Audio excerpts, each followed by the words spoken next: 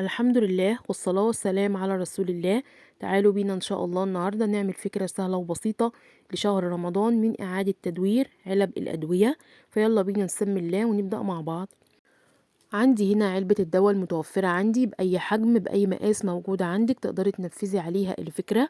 جبت كده العلبة معايا وجيت من عند طولها من فوق سبت مسافة 2 سنتي و2 سنتي كمان من تحت، وجيت من الجوانب سبت مسافة 1 سنتي من الجنب ده و1 سنتي من الجنب ده.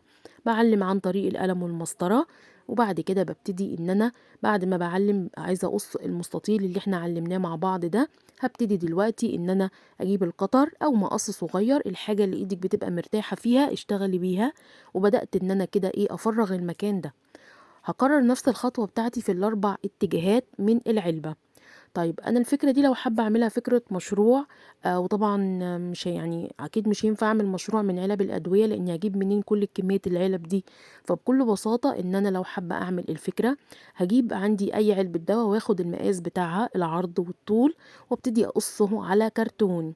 أيًا كان حجم العلبة طلع مثلًا كمثال، لو هنقول العلبة طلعت معايا العرض بتاعها هنقول 7 سنتي والطول مثلًا 12، يبقى أنا هاقص أجزاء مستطيلات بنفس الحجم. حلو كده.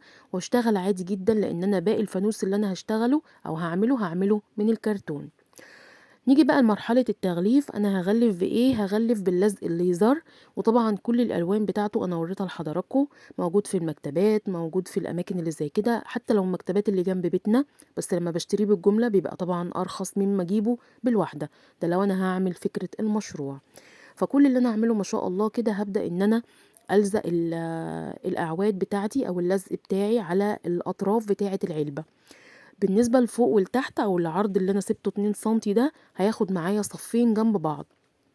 عايزة أقول لكم أنا بدأت ببقرة لزق جديدة ما خدتش منها يعني عشان نشوف مع بعض هيطلع معايا منها أو هاخد منها قد إيه. هتاخد مني بقرة ولا أكتر من بقرة زي ما انتوا شايفين. تمام، هنشوف مع بعض. جبت بعد كده قطعة كرتون مقاس العرض بتاعي من تحت 8 سنتي، طلعت من نص ال8 سنتي ب5 سنتي، وقفلت من فوق ب4 سنتي. وبعد كده بنوصل الجوانب عادي جدا ملهاش مقاسات. بقص منها طبعا قطعة كرتون وببتدي ان انا اغلفها برضو باللزق كده زي ما انتوا شفتوا. حابين ندخل لونين مع بعض، لو احنا حابين ممكن جدا. هبتدي دلوقتي اقفل كده او اقص الزيادات اللي طلعت معايا. ان شاء الله يعجبكم، فكرته لذيذة جدا ان شاء الله.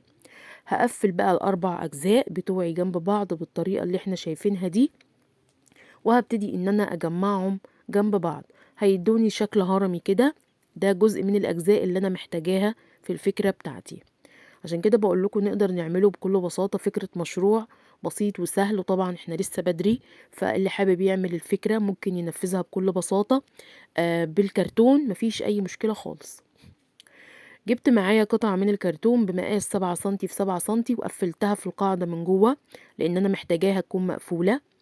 جبت جزء كمان بمقاس 6 سنتي في 6 سنتي وبدأت ان انا اغلفه برضو، بس مكبراه يعني مش على قد التقفيلة بتاعة الهرم من فوق الشكل الهرمي يعني. لا، مخليها اكبر شوية ب1 سنتي من كل جنب. بعد كده جبت قطع من السلك وبرضو لفيت عليها اللزق الليزر بتاعي عادي جدا. وبدأت ان انا اتني قطعة السلك دي، ده سلك بتاع ريسيفر او اي قطعة سلك عندي مفيش مشكلة. او لو حابة اعمل اليد بتاعته من حلقة ستارة برضو تنفع، اي حاجة من الحاجات دي. بدأت كده قفلتها وركبتها في نص قطعة الكرتون، واتأكدت وثبتها من الاتجاه التاني. وبعد كده هبتدي ان انا ألزقها. تمام. هيديني المنظر اللي احنا شايفينه دوت. ده كده تقريبا باقي او دي قبة الفانوس اللي انا بعمله. خدت القبة ديت حطيتها على قطعة كرتون وبدأت ان انا اعلم واقص معايا على قدها كرتون بالظبط. بعد ما قصيتها جبنا الشمعة بتاعتنا حطيناها في الوسط وعلمنا على قدها بالظبط وفرغنا المكان ده. هبدأ دلوقتي انا طبعا عملت طبقتين من الكرتون فوق بعض، لان الكرتون بيبقى في كرتون ضعيف اللي كان عندي ضعيف فعملت طبقتين. بعد كده بدأت ان انا هغلف من اتجاه بورق يعني، والاتجاه التاني بلزق ليزر. ممكن اغلف بفوم ممكن، بس احنا بندور على اقل تكلفة ونعمل بيها الفكرة. تمام. فانا هنا غلفت من ناحية بورق وبدأت إن أنا ألزقها كده. عندك اللزق بتاع الورق اللي هو الصباع ده، عندك أي نوع لزق تقدري تلزقيه بيه. ومن الاتجاه التاني هبدأ دلوقتي أوزع معايا اللزق الليزر بالشكل اللي احنا شايفينه دوت. غلفتها من الاتجاه كده بقت معايا بالشكل ده، وركبنا الشمعة مظبوطة جدا. جبت معايا شفاطة العصير وبدأت إن أنا ألف عليها برضو لزق من نفس اللزق الليزر، ومحتاجة 4. بالنسبة بقى هنا للفينش، أنا بترجع حسب إمكانياتي أو حسب اللي عندي. ممكن أجيب أو أقص شرايط من الفوم أقفل بيها الأطراف بتاعته، حابة أحط استرسات ماشي، حابة أحط أي شرايط متوفرة عندي برضو براحتي جدا. أنا دخلت اللون الأسود مع اللون الذهبي بالطريقة اللي انتوا عايزينها تقدروا تنفذوه. جبت عندي العلب البلاستيك اللي هي بتبقى بتاعة الأكل دي، بدأت إن أنا طبعا قديمة عندي جبتها، قصيت من البيبان بتاعتها، بيبقى البلاستيك بتاعها شفاف وشكله حلو. قصيت منه 4 مستطيلات على قد الفانوس اللي أنا بعمله أو البوابات بتاعة الفانوس. اداني المنظر اللي احنا شايفينه ده ما شاء الله. خلصت كده، بصوا شكله ابتدى يبان. لزقتها بايه؟ يا اما الزقها بامير يا اما الزقها بلزق الدبل فيس. انا لزقتها بلزق الدبل فيس لانه كان موجود عندي. ممكن الزقه بلزق الصاروخ، حلو برضو جدا. اي انواع لزق تناسب او تنفع مع البلاستيك ده تمام جدا. ممكن بالشمع، بس الشمع يا دوبك يكون سايح، ما يكونش سخن جدا عشان ما يسيحلكوش البلاستيك اللي بنلزق بيه.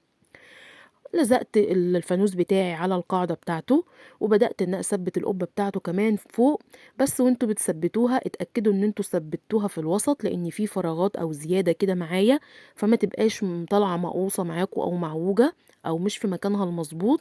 فبنقلبها وبنبتدي نلزق عشان نتأكد ان احنا لزقناها في الوسط. جبت معايا هنا الأعواد أو شفاطات العصير اللي أنا لفيت عليها اللزق، وهبدأ هاجي كده في الأطراف أو في الزوايا بتاعة الفانوس كلها، وهبتدي إن أنا ألزقها من الجزء ده للجزء ده في الأطراف. ما بحطش لزق إلا في أطراف الشفاطة من فوق ومن تحت بس، مش أكتر من كده. فبقت معايا بالشكل اللي انتوا شايفينه ده. كبرت لي الفانوس، خليتهولي في حاجة تاني. يعني بصوا ما شاء الله الشكل من كان ايه بقى حاجة تاني خالص، مجرد بس ما حطيت الأعواد دي أو الشفاطات دي. ممكن نستخدم الأعواد الخشب، ممكن. وده واحد تاني بلون تاني. أنا هنا حبيت أضيف له إضافة تانية هحطها معاكم. طبعا هنا نقدر نحط فيه الشمعة الإلكترونية أو ممكن نحط فيه فروع الليد. عندي ده ما شاء الله، انا بوريكم البقرة بقى منها معايا قد ايه، ولسه فيها. يعني عملت منها الفانوس ده كله. انا جبت بقرة سليمة ما خدتش منها اي حاجة، وعملت بيها الفانوس. قلت عشان اشوف اذا كانت هتاخد معايا بقرة ولا اكتر من بقرة، بل بالعكس خدت معايا هي اقل من بقرة. حلو كده. بعد كده جبت عندي شوية من النجوم. عملت الألوان عكس بعضها بنفس الألوان بتاعة الفانوس من الفوم، وبخرامة الفوم اللي أنا عملت بيها فيديو قبل كده معاكم. وبدأت إن أنا أزين بيها الفانوس بتاعي. ممكن أسيبه ممكن لأ، هنا برضو حسب ما أنا عايزة. ما شاء الله حسيت برضو انها عملت لي اختلاف في الفانوس. شكله جميل وبسيط، وشكله يعني بيتحدث عن نفسه، مش محتاج اي حاجة. وفكرة مشروع رائع جدا جدا. يا رب يكون الفكرة عجبتكم. لو في حاجة مش واضحة اكتبولي وان شاء الله هرد عليكم. واتمنى تكتبولي رأيكم في التعليقات. بإذن الله هنعمل مع بعض تشكيلة كويسة جدا. ربنا يا رب ان شاء الله يعيننا ويقوينا.